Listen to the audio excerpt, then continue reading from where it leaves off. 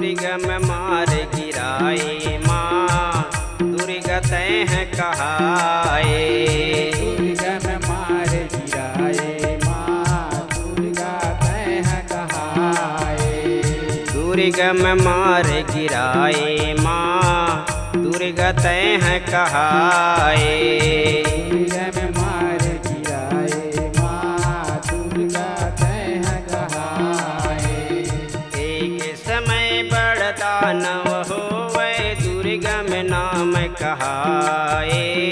दुर्गम नाम कहाए हो मैया दुर्गम नाम कहाए। वर पाए बर दुर्गम दानव ब्रह्मा ला गोहराए। ब्रह्माला गोहराए हो मैया ब्रह्माला गोहराए।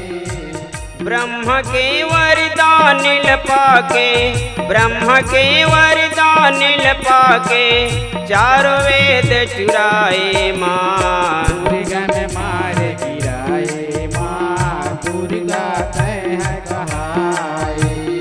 दुर्गम मार गिराए माँ दुर्गा तैं कहाए।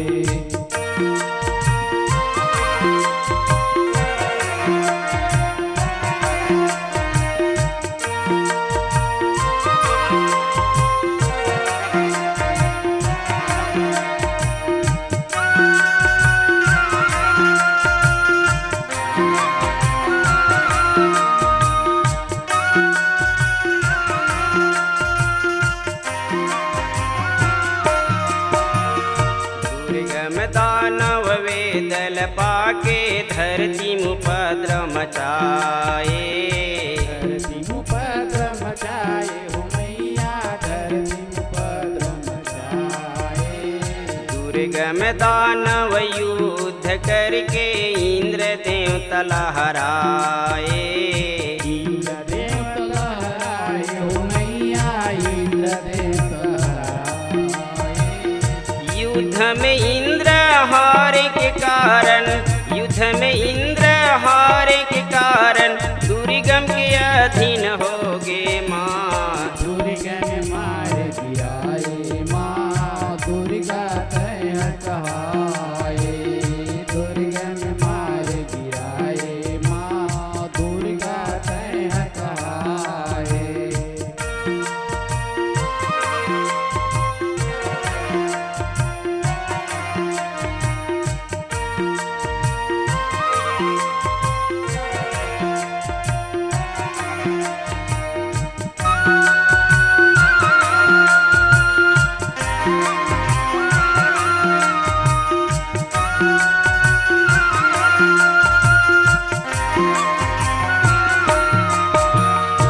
अधीन होए के कारण मैया धरती में पानी नहीं बरसे।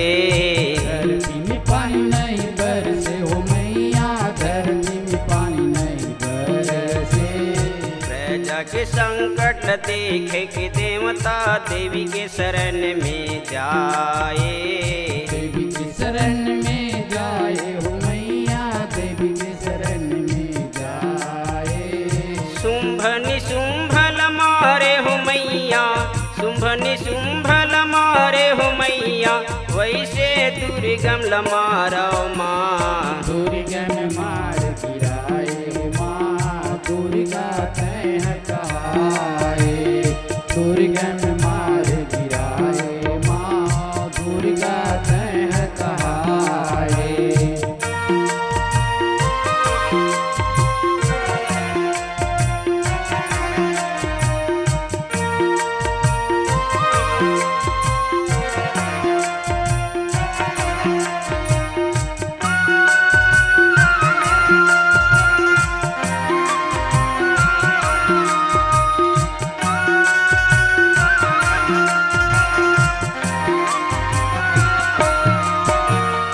प्रजा के दुखिल देख के मैया अपने नेत्र जल भरे।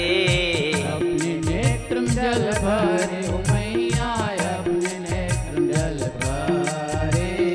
वही जल हजार धारा बहे नदी सागर भर गए।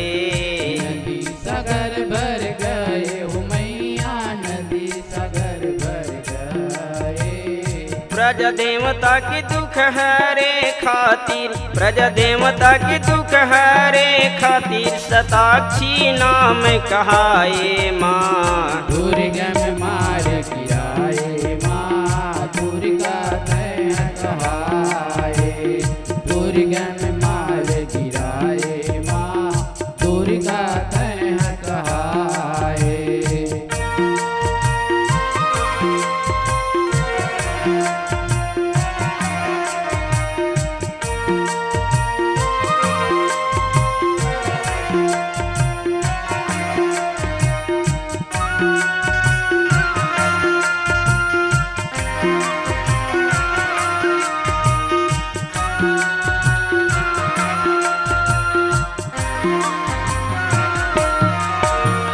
शताक्षी देवी है अपने शरीर से शाक उत्पन्न किए।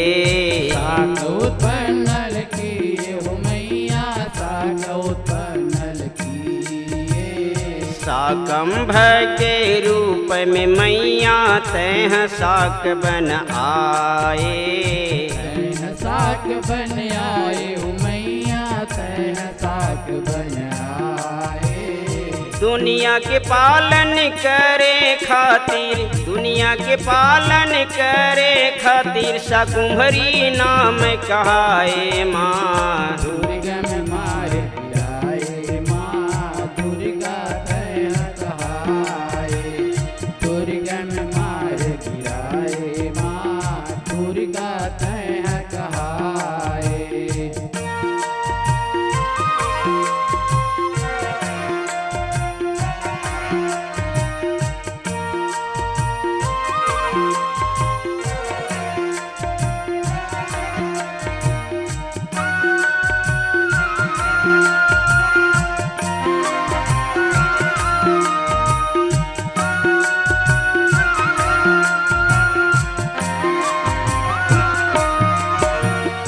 हाथ जोड़ के सब देवता मन देवी से वेदल मांगे। देवी से वेदल मांगे हो मैया, देवी से वेदल मांगे। देवी हर घोर युद्ध करके दुर्गम दानव मारे। दुर्गम दानव मारे हो मैया, दुर्गम दानव मारे। दुर्गम दानव देवी मारे के कारण दुर्गा नाम कहाए।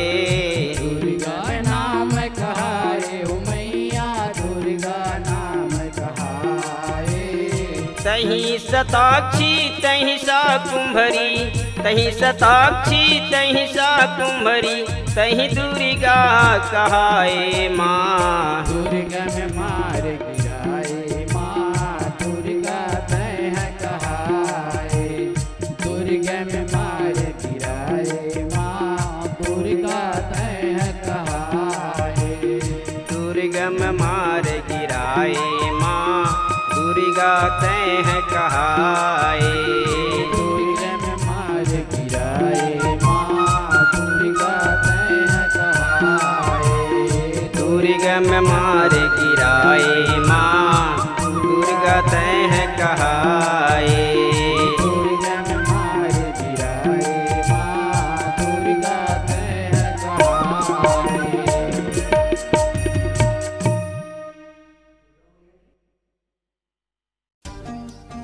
नमस्कार, कृष्णांजलि स्टूडियो विश्रामपुर आप सबका हार्दिक अभिनंदन करती है।